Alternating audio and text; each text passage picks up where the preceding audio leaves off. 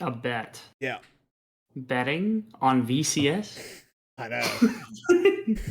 We hate it. Okay. How many times will the Diana Yasuo combo hit more than 2 people? So 3 or more. 0. 0. You think 0? Okay. I think 0. Okay. I'm going to say twice. You're going to say twice. Okay. Yeah. All right, you have a lot more faith than I do, apparently. I have a lot of... I don't know. I think our desk hit the nail on the head here by talking about the fact that this is a coordination thing. It is powerful if you get Diana Yasuo off the ground, but you're playing into Yado Drakthar, which is not... It's difficult to try this, right? Like, it's not the easiest thing in the entire world. So it doesn't have any snap mobility.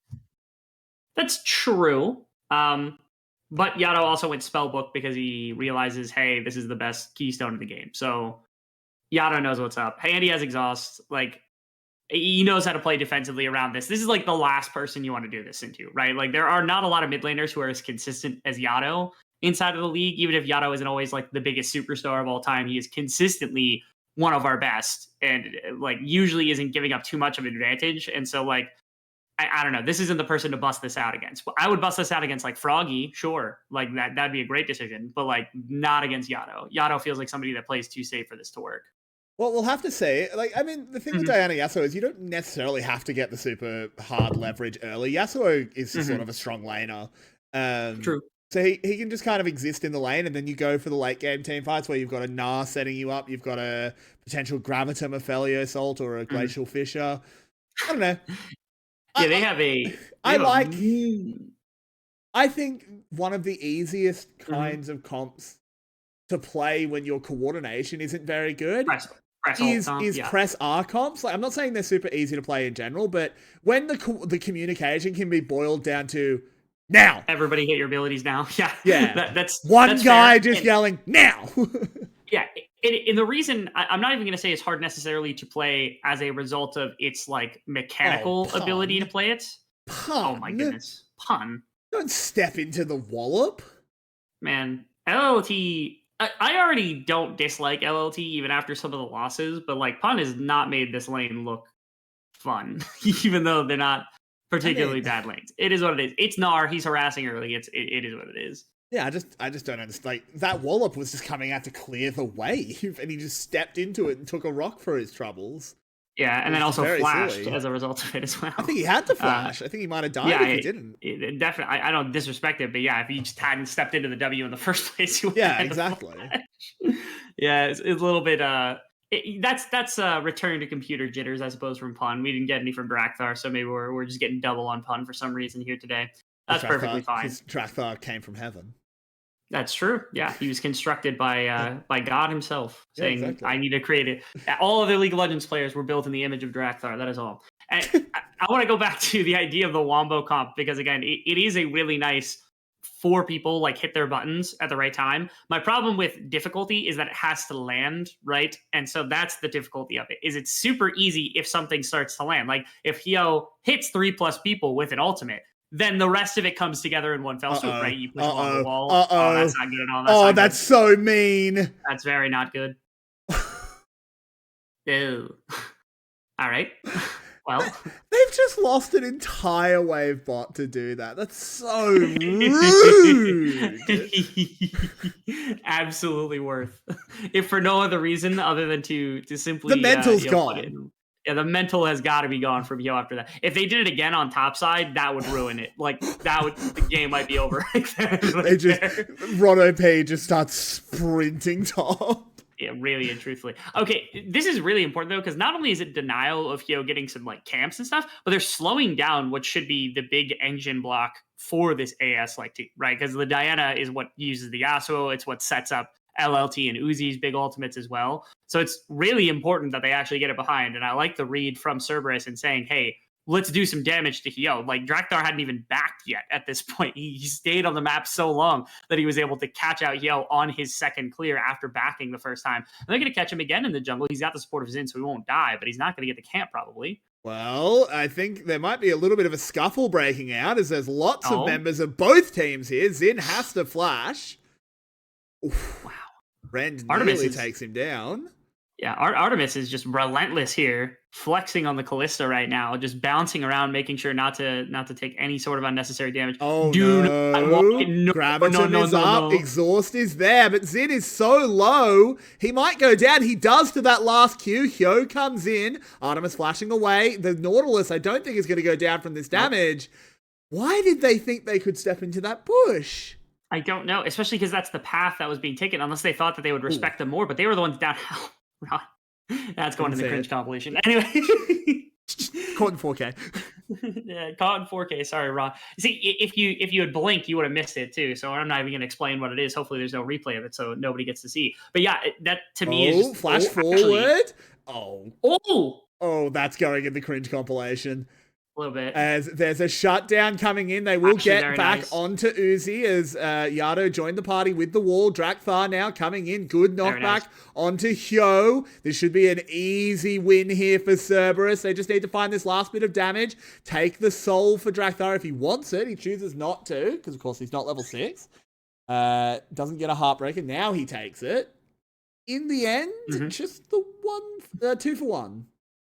Yeah, it was interesting because at first I was like, okay, Hyo is going after Artemis. He wants the shutdown gold. It makes some sense. But then like they split focus. I think that they thought that like Uzi was going to be able to bring down Ron OP for basically nothing. And that like it was okay for Hyo to go really deep. Whereas if they had just turned on to Ron OP and let Artemis escape, they take the kill, they walk away, they give nothing back. So it's like, again, this is AS reaching, I think, for a little bit more. Again, I don't know if it's indecision with the young rookies trying to make things happen when maybe they should just take what is given to them, that type of thing. But obviously, it was a good shutdown. Like, you'll get a chance to see it. This is the bounce. I think Uzi played this really well because he baited Ron OP really effectively right here. If you watch, he pulls him to the right side and then pulls him up towards the wall because he's like, oh, worst case, I miss and I hit the wall right here.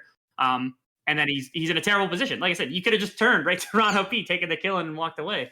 Instead, Hyo goes really aggressive with the flash. He gets stuck out. He probably dies to Drakthar. And the ultimate, of course, from Yado actually gets him in position as well to find a second kill on top of it. Yeah, they also just don't have any knockups actually there to let Playcool join from long range. So the Yasuo just really can't do anything in that situation. Yeah, he was not playing and he was warm or something like that. I don't know, some sort of joke about play cool, but yeah, it doesn't end up working out. Unfortunately, the Yasuo just continuing to farm up in mid lane, hasn't had a chance. Again, to me, the Diana is the important part of this composition. Burning the flash there for Yo did get a kill back, but again, it means that you don't have your ultimate readily available. Well, speaking of the Diana, has been put down, has just walked into the wrong side of town. LLT getting zoned off on the top side. Drakthar with a nice smite will take down the Herald. And I mean, once again, it's kind of just all Cerberus. Yeah, I this is another situation where, again, with Flash, maybe Hyo is able to like flash ult in and catch 3 people, and then Play Cool gets an ultimate, and then a fight is started, and there's a chance. But no Flash, you're trying to get into the back of the team. You get CC'd to death, basically, trying to position yourself deep enough to find a solid ultimate from Hyo. Almost trying to get too much value out of the ultimate compared to, just pressing it, getting 2 people or whatever the circumstance. Goes down really early in that little engagement. And again, gives the kill, gives the Rift Herald. There's no contest. Like, it's bad decision, I guess. Continues to compound worse and worse results. They're going to try and make a play on the bottom side as they do manage to get the stun onto Ron. Goes gold, then gets stunned. Throws. Okay. Turn your mics on, guys.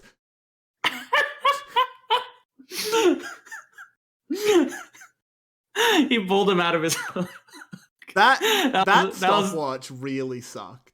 So I thought the stopwatch had stopped the stun, but then it didn't. I thought it was the Braum stun, because it turns you like, you turn icy when you get Braum stunned. Yeah, you do.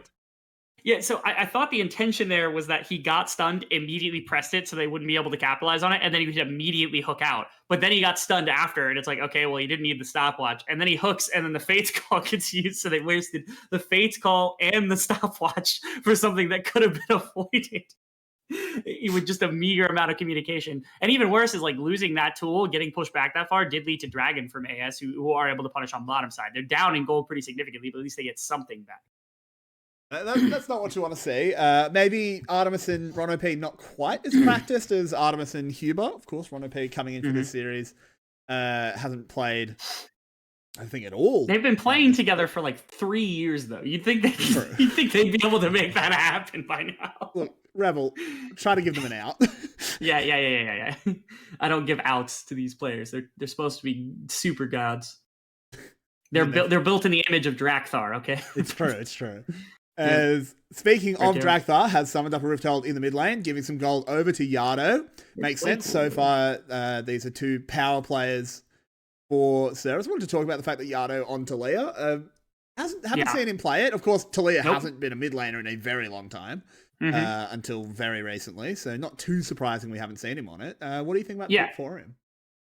First off, I think it's a great pick. I think first off, Yado is our only mage player in the entire world, apparently, in the VCS. So, like, anytime there's an actual mage pick, he's probably the first person to grab it up and just, start to use it. Talia has been played, I think, and definitely has been banned at least once over the course of the VCS. Not to any success, but Yado's the one that always makes it work, right? Whenever there's a new mage or something like that, like when Vex came out, hello. Vex player. Wow. There's the combo, the Diana ult, the Yasuo ult. Oh, good flash away from the Braum ult. He gets under tower. He's not dead. Finally goes down. But now Drakthar on the hunt. Does he actually want to commit to this one? No, Spectral Maul's away. Good stuff there by ASE. Yeah, I thought it was a really good flash coming out from Yado. I thought he was going to have a chance to get out. He had the heal as well to potentially get it. He just never got down the E. If he puts down his E, maybe you could like dissuade them. Maybe you could try to get a seismic shove, something like that. But he didn't have a bunch of time. He got C to C it up pretty hard, which is well played from the side of AS because, again, they have to burn flash. Top side, Pun wants a solo kill. Hey, Pun V9, let's go. Actually, it was a Pun V1. Pun V1? Pun V Pun? Well, that's a far cry from the early part of the laning phase where LLT was just kind of harassing him and he was running into things unnecessarily. 4v2, there's a Nautilus ult following deep. Can they actually catch up onto Uzi? They definitely can. And Zin just kind of puts the shield up and goes, well, I'm going to run away. He's just like, he's in such a bad spot right now. Oh, he's dead. He's 100% dead. There's another wave coming in. They have to dive for him, though. Yeah, they do have to dive for it. Why did you use your flash? Yeah. Oh, he gets out. Never mind. He gets out. Wow. Never mind. Okay. You don't give up 300 gold, but you do lose your flash at your bottom tower anyway. So I suppose you'll take the very minimum that you can get. Well played by Zin at the last possible moment. Once again, doing his best Bard impression, getting out of the play just as best as possible. Yeah, and it's another move from Yado. Collecting chimes, Clockwork. Chimes. Yeah, it's fine. It got crossed in translation. It's okay. It's a different word in Italian. As they don't quite get the tower. They do get 4 plates. But the tower itself will actually stand. So I guess not the worst situation for ASE. 4k down, like that's better than usual. I might want to check that just to make sure that's true. But yeah, I don't think this is unapproachable from them. They still have a very powerful Yasuo. Like, Playcool's playing fine in this game, is going to be in a good place for a little while. Hyo does have the rocket belt now, so like you have the burst if you can hit multiple members at once. And again, their wombo is still insanely powerful in theory, so there is that. It's just that they're slowly kind of losing ground across the map pretty consistently. Haven't been able to take an objective in some time, like the Dragon, the Rift Herald, both of them right now. Looks like Rift Herald is the play because Drakthar is going to come up at the top side. LLT, I don't think spotted him. Only just now will likely spot him right here. Yeah, there are pings on the junglers, so they do know what's up. Mm-hmm. I don't think they've spotted Hyo, so Pun might be in some trouble. There's a Wallop landing. There's a Nart. He has a Cyclone to buy space. The Diana ult comes down. He burns his flash. He's trying to make as much distance as he can, but no, doesn't quite get away, but he does trade a kill. Well done, and now with Drakthar and Yado coming in, I don't think Hyo can do much. Spectrum, oh my god. As Drakthar misses absolutely everything, but Yado is much more reliable. They do finally take him down, but on the other side of the map, you have Ron OP getting Moonlight Vigil taken down by Playcool. Okay. We do have at least a response as AS. They have more members in the middle of the map. Ron OP was just kind of stuck in the shallow part of the river right there. I think maybe in mid or trying to transition up into top side, and that was how they caught him out. We're actually going to see that as opposed to anything else that happened during this play. I think he was in mid, and then he was just trying to move up, and the rest of this team were like, we can't help out in the top side play. Let's just get the one person that we can snag. And a kill goes over to Playcool, which again is perhaps the one strong point that AS still have ready to go for this game. So they get a little bit of something back, and they've got 2 dragons. Like, they're not completely defeated as a result of this game, but things are getting worse and worse by the minute as like Drakthar gets money. Artemis is still pulling money. He's pulling solo lane money and experience at the moment, which is kind of nuts. So Yeah, he's got a 30 CS lead. He is a level up. He's a very happy Callista at the moment. Of course, he is only a Callista, not the normal kind of champion we associate with Artemis, but still strong nevertheless. They're going to give him more. I think they want to give him this top tower as well if they can cut ASE off from reinforcing. Ooh. They do have 4 members here. Okay. I'm waiting as well. Okay, yeah, we're just kind of flexing around as much as possible. Nothing too crazy. The gates are cool, right? Yeah, they're the best rift. I think they're the best rift by far. They're definitely the most fun, yeah. Okay. Ooh, there's a collapse coming in. Drakthar's at the back. They chunk Yado out. Glacial Fissure has been used. They still need to be very careful around this wombo combo. In goes Pun. They find Hyo. There's the wombo onto 2. Can they find any more? That is such a lovely wall. As it's not actually going to work out, though. As Pun goes down, Glacial goes across the entire team. Play cool, charging forward. Yado has to flash away from the tornado. LLT, big in the front line. Good nah. Onto Yado. Gets put back. He does go down, though.